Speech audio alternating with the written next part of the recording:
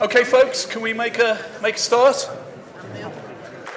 Can you hear me? This is good. Well, you can hear me. Hi. So it's lovely to be here. I've been to this part of the world loads of times, but mostly on the other side of the Mersey. So it's good to be on the right side of the Mersey or the left side of the Mersey. This is all available by email if you want it. I'm sure the council, if you don't work at the council, can send it to you. But if you want to email me if you've got any questions or you want a copy. I see some of you like Twitter already because you've already started tweeting. I don't know if we're live tweeting the entire thing, but my Twitter handle's there. I love Twitter because I need the dopamine hits of attention, you see. So anyway, but this is a chance to take stock. I thought before, so what we're looking at here is a recent study of over 1,000 people in the authority. We can split it down by different parts, by the constituencies, and probably a bit more if there were things you were particularly interested in. And obviously, you've got some quite big differences between different parts of the authority, which is one of the challenges, actually, that generally providing public services, the best thing is to have loads of people who are all really rich or all really poor. And actually, mixture is actually often harder to deal with. Heterogeneity is more difficult. Trust in local government has been rising over this period. Now we've got 65%, up from 52% in the last decade. So local government's trust has gone up. Central government's trust has gone down, as it has in North America. Trust in individuals, of course. Any doctors in the house?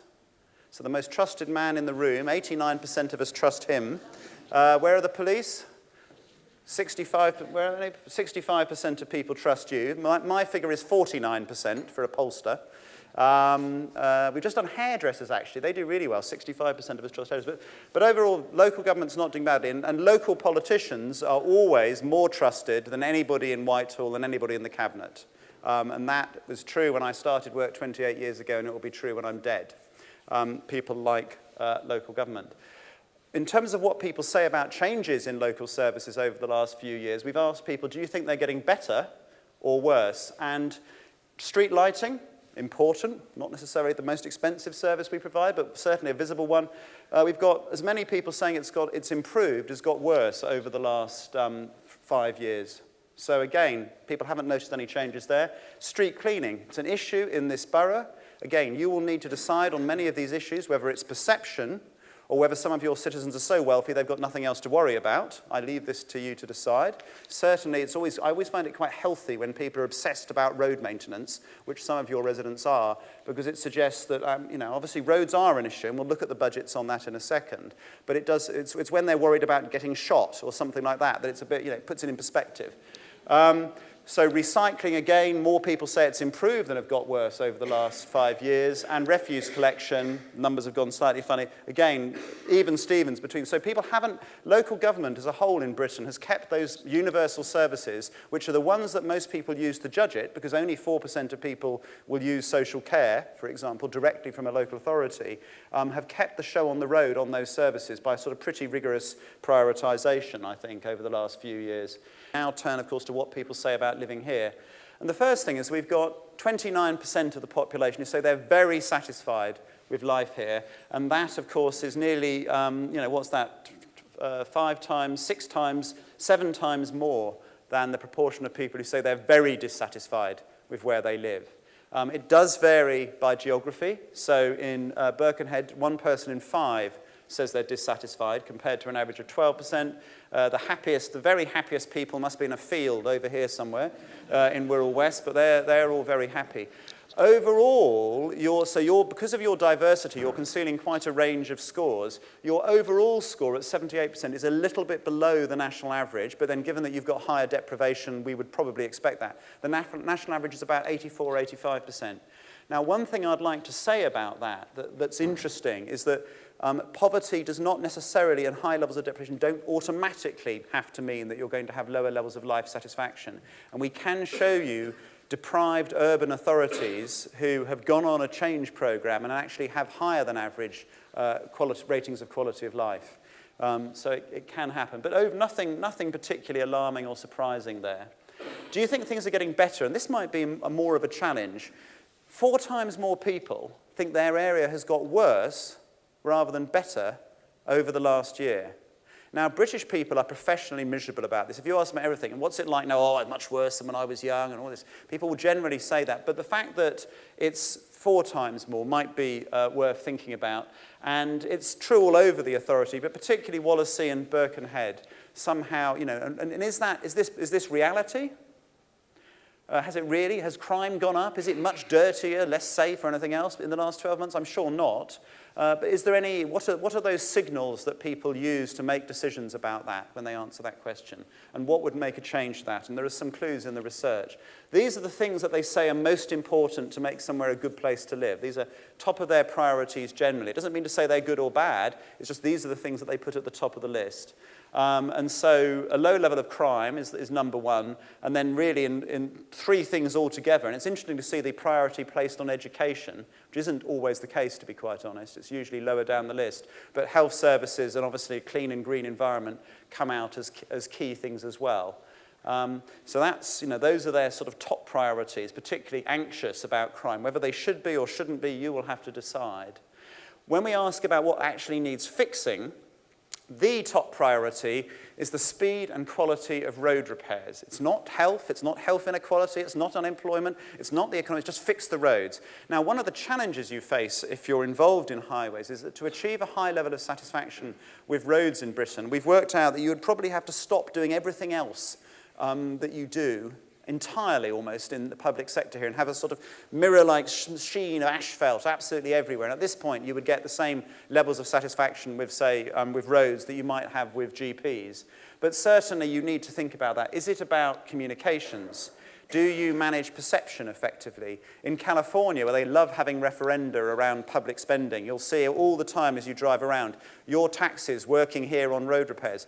Do you do things like put up signs saying this roadwork's underway, the road will be fixed on the 1st of May. Of course, you know it's meant to be fixed at the end of March. You then fix it in mid-April and announce 3 weeks early, our efficient workmen have now completed this roadworks ahead of schedule. So is it communications? Is it resources? What is it? But certainly that is a challenge. Public realm, I mean, I drove around a bit in a cab and I asked the cab driver whether it was dirty or not. It didn't look that bad to me. But again, perception, reality, you decide, but certainly that's a key priority. Normally in Britain, the top issue historically has been things for young people to do. Certainly in the first part of this century, in this type of study, this would have been the number 1 thing. Things for teenagers to do, ideally a long way from where I live. And, you know, in Britain, as in all Western societies, the most miserable people in society, in terms of their reported happiness, are parents of 12 to 16-year-olds. There's a beautiful book called by a Harvard professor called Dan Gilbert, and the book's called Stumbling on Happiness. It's strongly recommended. I only know the guy vaguely, but if you buy it and don't like it, you can send it to me and I will pay double what you paid for it. Very good book. But in there is a beautiful analysis, 4 separate surveys showing how happy you are when you get married, which is very happy, and then you get more and more miserable until your children hit 12 to 16. But fortunately, they leave, and then your happiness rises again. So again, have you got the right sort of youth facilities? I mean, I've worked with people in the past who thought, towns in Lancashire where they thought everybody wanted to join a marching band because that's what they did a long, long time ago. And of course, the kids burned the hall down because it wasn't quite what they had. So are they the sorts of facilities that people actually want to use? And then, of course, you've got 37% of people who are worried about crime. Now, again, real crime or concern about, perceived crime. But certainly it's in there. But I think in some ways I found that actually reassuring that it was roads and pavements as number 1. But it will vary across the authority. So here, Wallasey, jobs comes out as particularly important compared to the rest of the borough.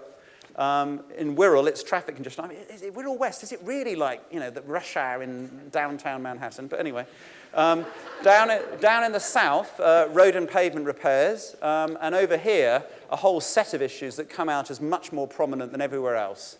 Again, reflecting probably the higher levels of deprivation. So, some quite very clear differences in terms, and of course, when you're thinking about what you focus on, that will also, where you make changes will also be important if you want to get people to notice that things in the authority are changing. And there's some really interesting case histories of people doing this, because in terms of getting morale up and people feeling more confident about the area, one challenge I would give you as the public sector, and I looked at this, and my personal thing was, this is all brilliant stuff, and it's great that you've done it. But in terms of communications, probably as a casual reader of things, you can only have 3 or 4 things. And if they're caring for the vulnerable is a good thing, and obviously it's the right thing, but what does that practically mean? And the more you can come up with some concrete promises for some of these people, the more they will feel they're able to say, yes, we've done it. I've worked with authorities, one where our office used to be, Southwark, where they had some of the worst scores for street cleaning in Britain. And in the end, they'd outsourced the service. They brought it back in again. Massively improved the service. But then, as well as having improved the service, they started putting up posters, and the poster said, Southwark is cleaner. And people would look around and go, actually, it is. But you can't just say Southwark is cleaner, because that's lipstick on a pig. But it's when do you get to that point about celebrating some of your successes? Now, it may be too early to do that, but it's certainly worth thinking about in the communications, because in my business, perception is reality. And some of these issues that we're dealing with are purely perception, and others are real, of course. So when we do some crunching on this, some regression analysis, one thing that's interesting is that although road maintenance comes out as the #1 issue they say they want you to fix, so it's probably good to go and do something about that, when we do the maths, what's interesting is the top correlations with feeling good about the area are feeling positive about the quality of housing, particular issue in Birkenhead, and then feeling safe after dark, perceived value for money from the council. That correlates with feeling good about the area. So is the council well run? Feeling safe in the day. So lots there, but actually nothing much about road maintenance. It doesn't. So although people tell us it's terribly important, when we look at what underpins their feelings about the area, it has rather less of an impact. When we look at housing, some big issues. Overall, most people say they're happy with the quality of housing and choice. Affordability, rather less so. And of course, if you're a private renter, 48% dissatisfied. They can't get on the housing ladder. And they're generally more negative about all of those options. So, where are those problems? How do we fix that? And can you get any revenue from allowing more housing to be built in this? And does anybody want to create lots more housing in this area? Some of the authorities down south now, 27 of the 21 county councils will be net gainers by having their revenue support grant taken away by central government and being allowed to keep all the proceeds of housing. One of the challenges for this area as its revenue support grant is taken away is where does it find that replacement income locally? Is it from building lots of housing that people want to buy? Is it from attracting more business? What will it be? But certainly nationally, housing is really starting to become an issue. I mean, it's just not for decades. It's been about 1 person in 20 mentioning it, and now it's 1 person in 5. So it has really, really shot up. Crime, as I say, is down. And on crime, generally, half of us say people get on well together. 70% say people treat each other with respect and consideration. Half feeling safe after dark. Birkenhead bottom on all of these things, and only 38% there saying they feel safe after dark. Wallasey, 43%. So again, it's the areas that you might expect, but those are certainly places, if I was responsible for policing, I'd be trying to look at reassurance, how much of that is reality, how much is perception. But when we say, which of these things are problems? Vandalism, drugs, people hanging around, noisy neighbours. The #1 thing is dog poo. Again, in a way, it's your terrible, terrible dog owners, or those awful dogs that take themselves out for walks on their own, etc. But anyway, and litter, public realm stuff. So again, how much of this is about your not picking it up enough, and how much is it at your residents for throwing it down in the first place? But it's not actually ASB and drugs, etc. at the top of the list, which again I've seen in many other places. So again, I would be reassured about that. But Birkenhead is top on every single issue. And for some reason, 60% of people who filled in the questionnaire in Birkenhead said it was drugs were a problem there. Now, again, people in the health service, people in policing, is that real, or is that a few headlines in a local newspaper?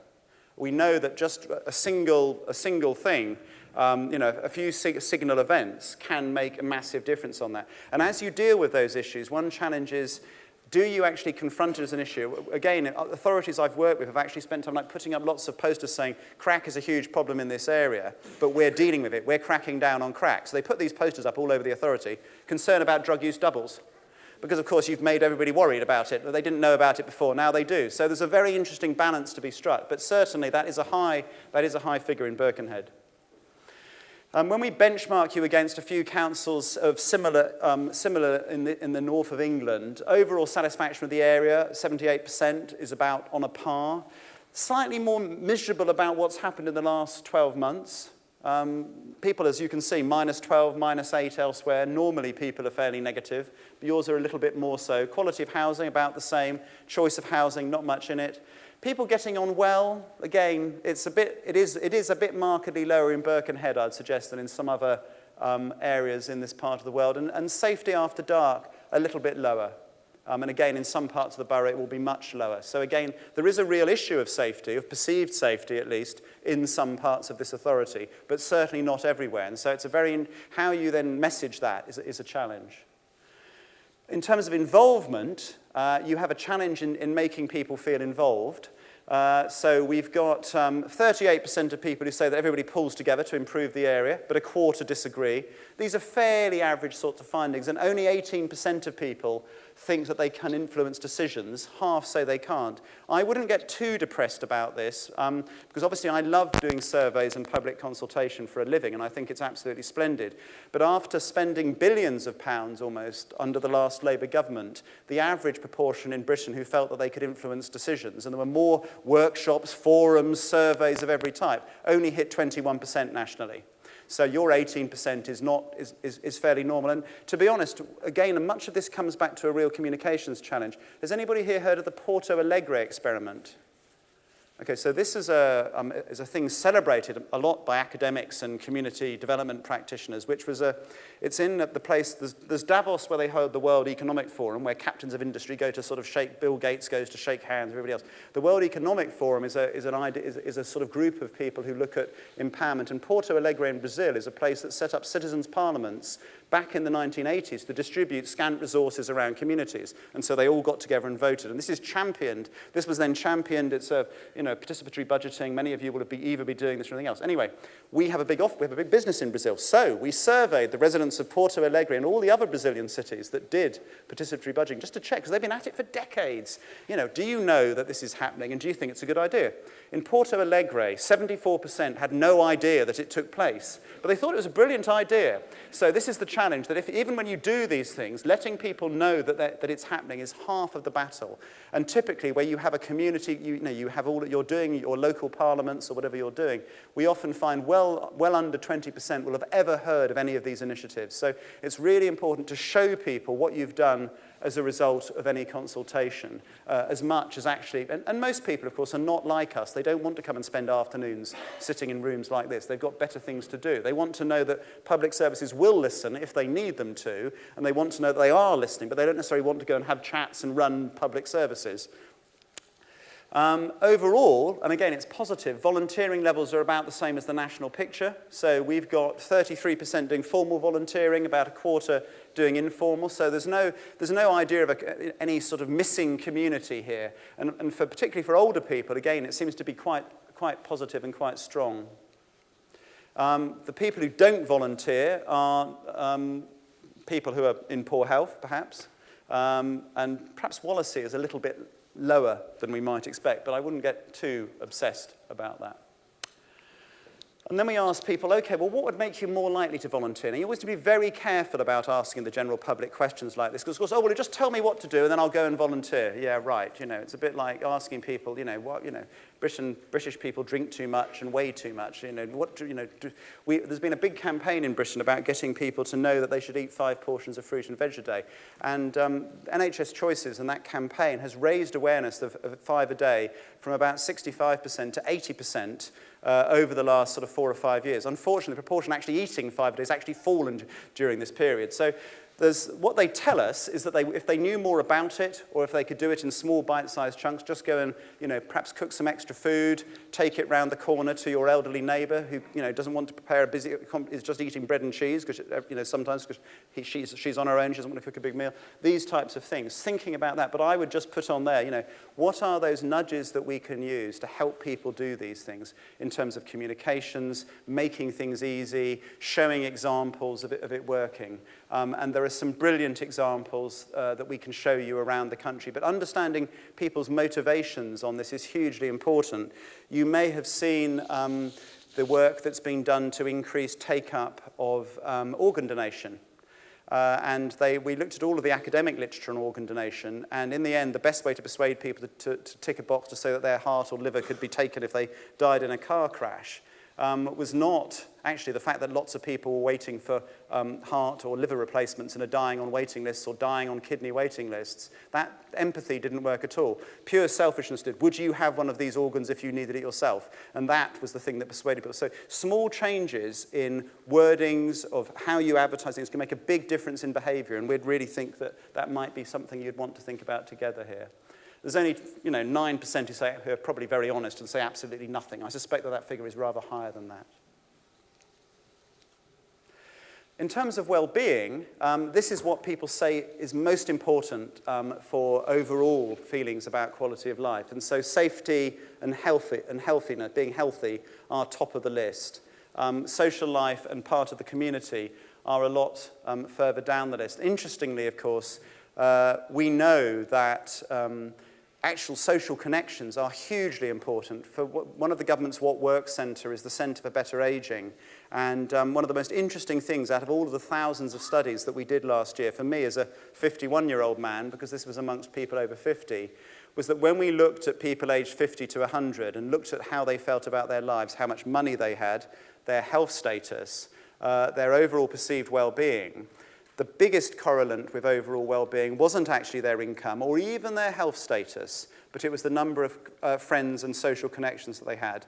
And a particular group that were problematic were men who devote themselves to their work at the expense of social networks and then suddenly retire and have no meaning in life. And that was really very, very stark indeed. So I certainly learned something from that. So, again, what people say and what actually matters may be slightly different, but there we go.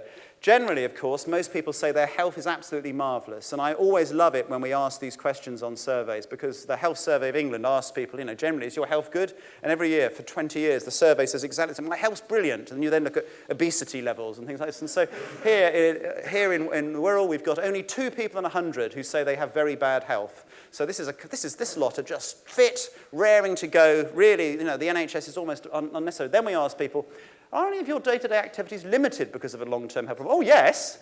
And actually, so we've got, 33% who are actually saying they can't get around very easily, they can't do things they need to because they're not happy, but actually their health's brilliant.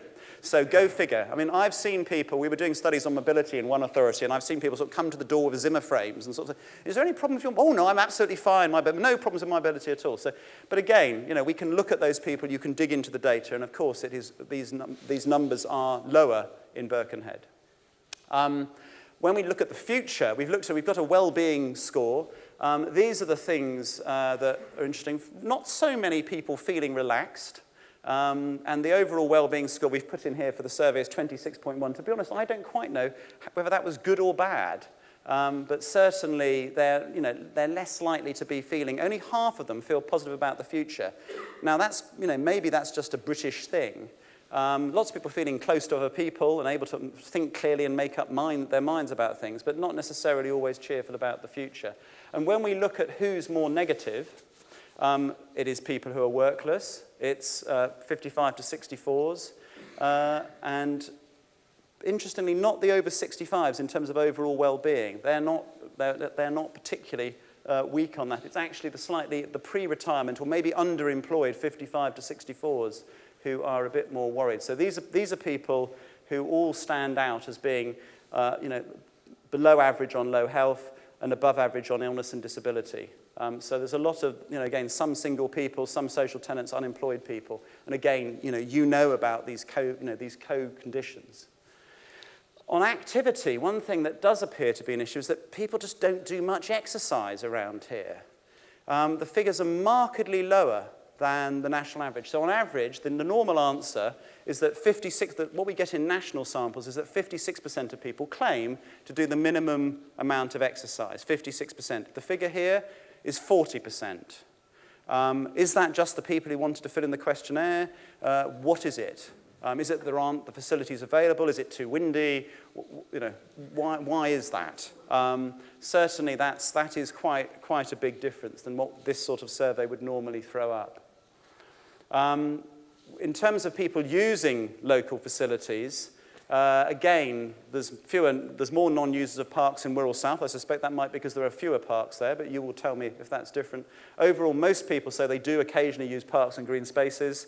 Half saying that they occasionally use sports and leisure facilities and libraries, and similarly on the arts facilities. But you've got a third of non-users across a lot of the leisure facilities in the area. Again, not particularly unusual. Overall, then, generally, the people who do more exercise, the 40%, are more positive on virtually all of these statements about whether they enjoy the company of others, whether they think their life has meaning. So all of the things that we know that people who are doing exercise tend to feel better about life come out of your survey. And it appears that if you wanted to raise those numbers, if that number of 40% is correct, and it may well be, and it may be just that people from the Wirral are more honest, increasing physical activity is going to make people feel better about themselves, and it appears to be markedly lower than in similar surveys.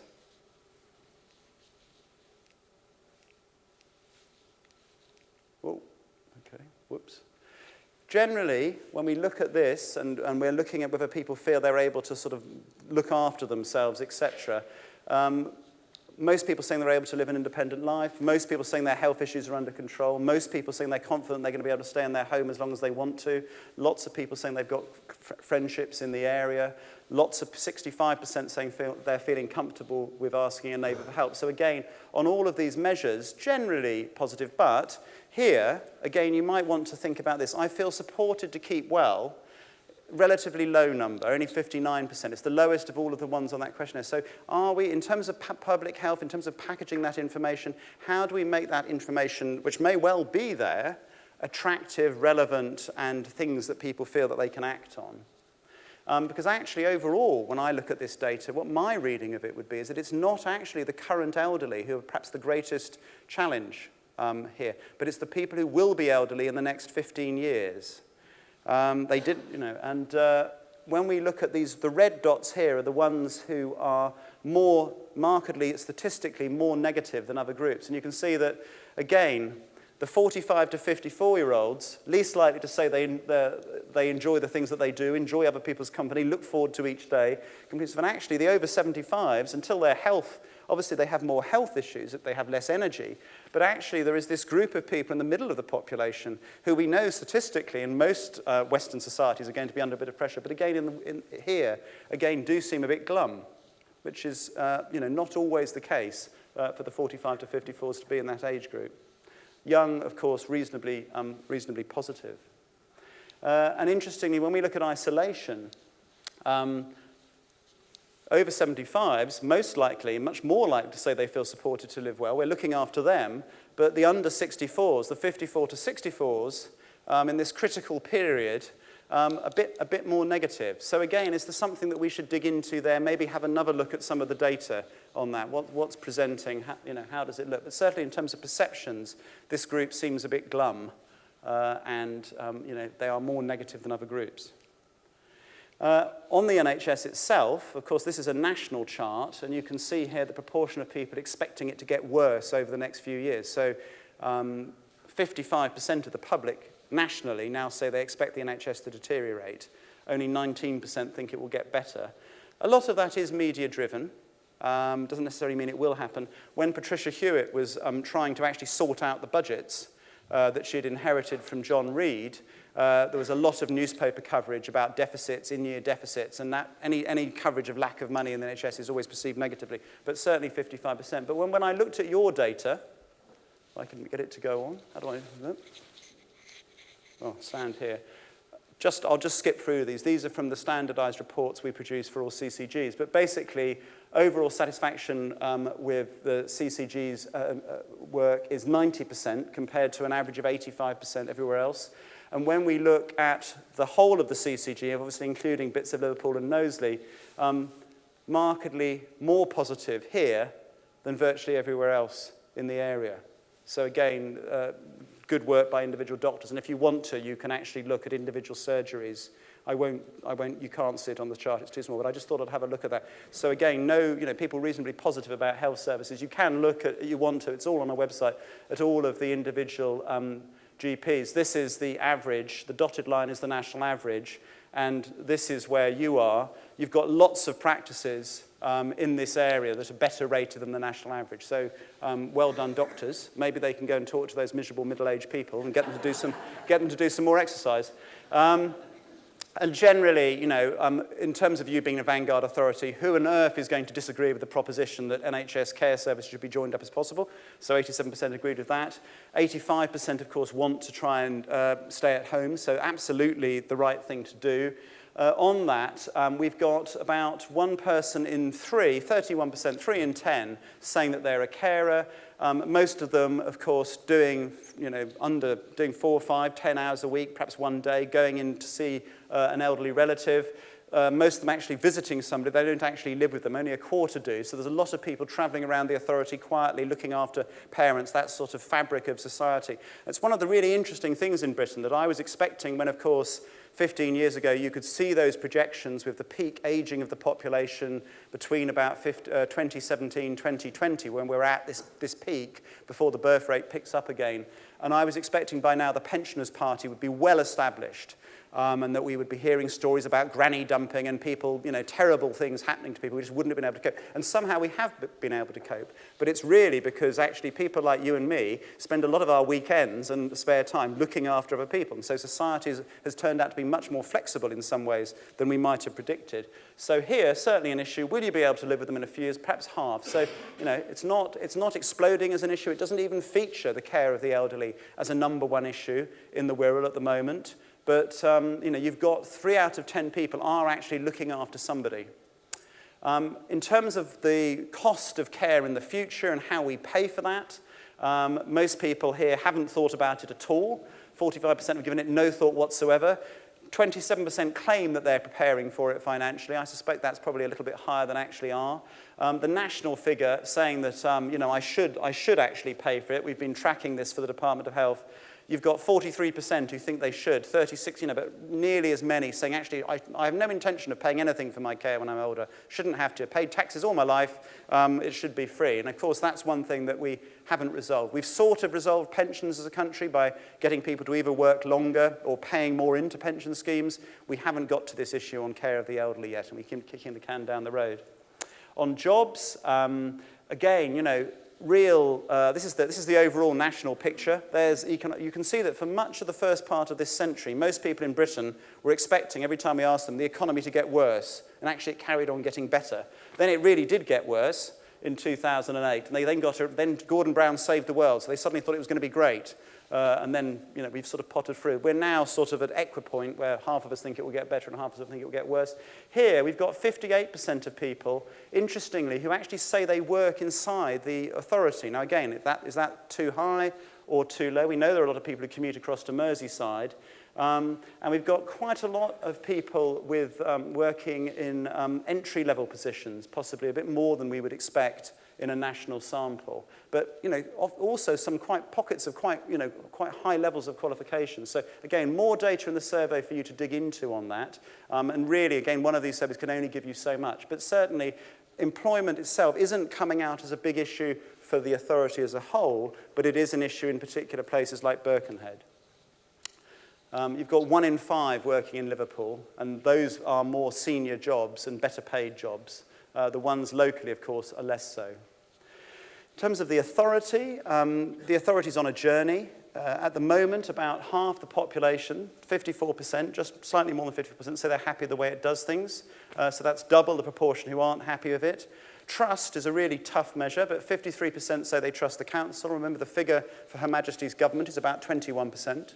So not too bad. Value for money, we've got more people who say they get value for money than don't, but it's a narrow one. And I think a key thing in any communications thing is always, for, particularly one of the challenges, colleagues, if you're in police or fire or health, you have a massive advantage over local government, and that is that you do not send them a bill every year.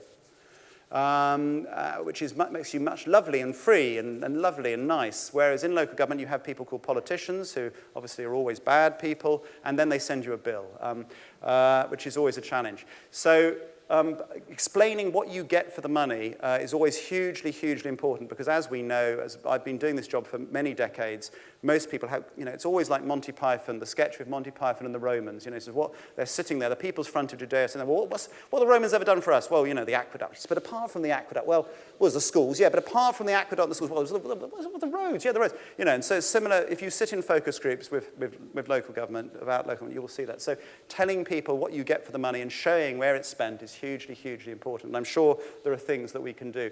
For some reason, it's not actually Birkenhead who are the most miserable about the council. It's actually Wallasey. Normally, it would often be the poorest, most deprived place that would be the most miserable, but not here. It's Wallasey. Just try and go for. Okay, I just, yeah. And then when we say, okay, so what should, of all of the things that the council does, what should be the number one thing? So here, they're choosing from a list, and their top two priorities are disorder and the public realm. So they're allowed to choose from vulnerable children, adults, etc., public realm, housing, etc. All of those things that we know are also important, but no, their top three issues, well, their top two issues by some way is crime and antisocial behaviour. So being seen to do things on this is hugely important. And then the public realm. How do you make people know that the public realm is changing? And again, in the years I've done this job, I've often found people saying, well, it's terrible here. There's no street cleaners. And I said, well, we go outside, but it's not dirty. Yeah, but you've never seen a street cleaner. There was one council we actually worked for. We actually got them to use knackered scarab vans to painted them up and drove them around slowly around the streets to show them that the street cleaning was actually taking place. And certainly moving shifts of street cleaners, this is an absolutely serious point. Often in some authorities I've worked with, the street cleaning happens at night because it's easier, there are fewer people around, there's less traffic, you can clean faster. We've actually had to switch back to cleaning when the roads are most congested, the most people around, to show them the cleaning taking place. So again, you may want to think about some of these issues. But again, and then we've got this massive issue, as well as obviously after those two sort of public realm issues, antisocial behaviour and street scene, we've then got creation of jobs, and then of course children and families and vulnerable adults. So a fairly clear set of priorities, and of course the top two are absorbing much less of your expenditure than some of the others, so we'll need to think about that. And again, who's most upset about these things? Wallasey is obsessed about crime, so I don't know if it's a black spot, but I think it is, 68%. Is that the media coverage? Is that because councillors go out and say, yet again, the dustbins were upturned by foxes last night, or something? I'm being slightly facetious, but it really does matter, communications on this. Refuse collection is more of an issue in the more rural parts of the authority. Again, is that visibility? How does that work out? Is it dumping? And housing, twice as important in Birkenhead as everywhere else.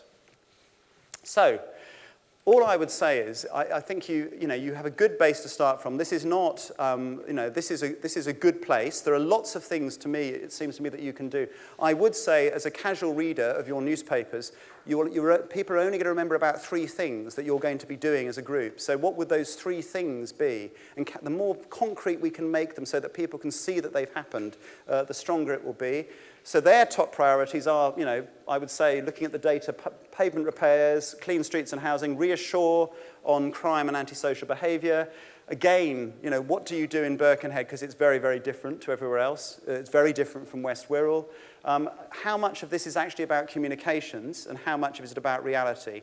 What we found in the past when you had the Audit Commission crawling all over you on a regular basis was that the councils that spent more on communications were better rated by the Audit Commission. It's also the case with hospitals. The hospitals that spent more on communications were better rated by whichever incarnation of inspector and monitor or who else that were looking at them. And what we found with that is not that the inspectors are coming in to say, oh good, you've got 20 press officers, have a brownie point. What it really, I think, reflects is that the authorities, hospitals, police forces that are interested really interested in their communities spend a bit of time trying to explain what's going on, and that is probably why they're turning out to spend more on communications than people who aren't performing as well. Older residents actually don't seem to be in such bad shape, but I do think the 45 to 54s look interesting. So what do you do for the next generation? All I'd say is, thank you for listening to me. Sorry if I've gone on a bit long. Sorry if the screen's not visible enough. And good luck. And I look forward to seeing the next steps of your journey. Thank you.